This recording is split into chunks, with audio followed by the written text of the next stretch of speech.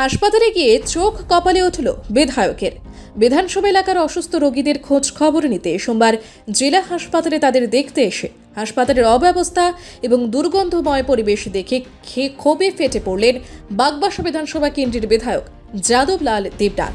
ঘটনা ধর্মনগরের জেলা হাসপাতালে। এই বিষয়ে বিধায়ক বলেন, তিনি জেলা হাসপাতালে রোগী দেখতে এসে বিভিন্ন ওয়ার্ডে যান।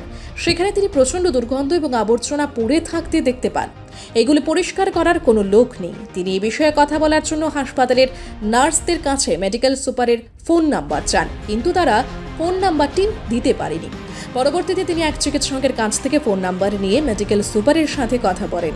তিনি আগরতলায় থাকায় ফোনে তিনি বিধায়ককে জানিয়েছেন হাসপাতাল পরিষ্কার করার দায়িত্বে যারা রয়েছেন তারা এই কাজ করে দেবেন। তারপর তিনি দাঁড়িয়ে থেকে জেলা হাসপাতালের বিভিন্ন ওয়ার্ড পরিষ্কার করান।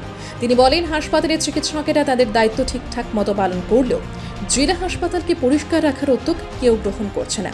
তিনি বলেন, বিজেপি সরকার এবং রাজ্যের মুখ্যমন্ত্রী স্বাস্থ্য পরিষেবার উন্নতির জন্য প্রতিনিয়ত কাজ করে যাচ্ছে, যা এর আগে কখনো হয়নি। বিগত সরকারের আমলে 25 বছর শুধু মিটিল করেই সময় কাটানো হয়েছে। তিনি সাফ জানিয়ে দিয়েছেন, এখন থেকে দিনে 3 বার হাসপাতাল পরিষ্কার রাখতেই হবে, অন্যথায় তিনি এই বিষয়ে রাজ্যের মুখ্যমন্ত্রী সহ ধর্মনগরের বিধায়ক বিশ্ববন্ধু সেনের সঙ্গে কথা বলে উপযুক্ত ব্যবস্থা করবেন।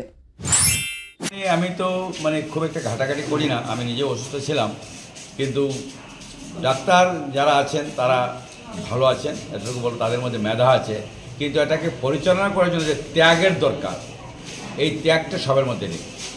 ওরা আসেন, যা ডিউটি করার দরকার ডিউটি করলাম, টাইমের মধ্যে বসলাম, এর বাইরে তারা করতে চায় না। এটা আমাদের জন্য একটা দুর্ভাগ্য।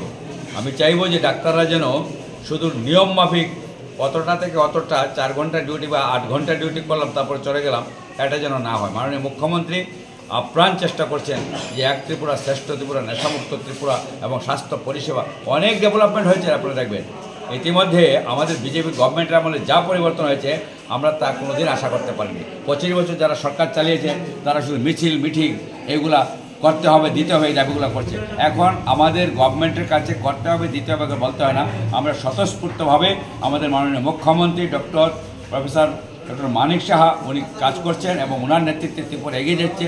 স্বাস্থ্য পরিষেবা অনেক ডেভেলপমেন্ট হয়েছে, আগামী দিনে আরও ডেভেলপমেন্ট হবে এই দৃঢ় প্রত্যয়। শুধু যারা এখানে ডাক্তারবাবুরা আছেন তারা যদি, যে আমরা পেশায় আছি পরিষেবা নার্স, আমরা জনসেবা করার জন্য আমাদের চাকরিটা, এই চাকরিটা কোনো অ্যাডমিনিস্ট্রেটিভ লাইনের চাকরি নয়, তারা যদি ত্যাগের মহিমান্বিত হয়ে তারা সে পরিষেবাটা দেন, তাহলে এই ধর্মনগর হাসপাতাল ত্রিপুরার মধ্যে বেস্ট হাসপাতাল হবে। আপনাদের মধ্যে যারা এখানে ক্লিনাররা আছেন, যারা সুইপাররা আছেন, যারা ডাক্তাররা আছেন, নার্সরা আছেন, আমি তাদের কাছে করজোড়ে নিবেদন করব, আপনার সেটাকে পারিশ্রমিক হিসাবে যদি নিয়মমাফিক ডিউটিটা না করে তার বাইরেও একটা মানবিক দিক থেকে আপনারা যেন পরিষেবায় তারা এগিয়ে আসে, এই আবেদন আপনাদের মাধ্যমে আমি এই স্টাফদের A to Z স্টাফদের কাছে অনুরোধ করছি। Bureau report, Subarta.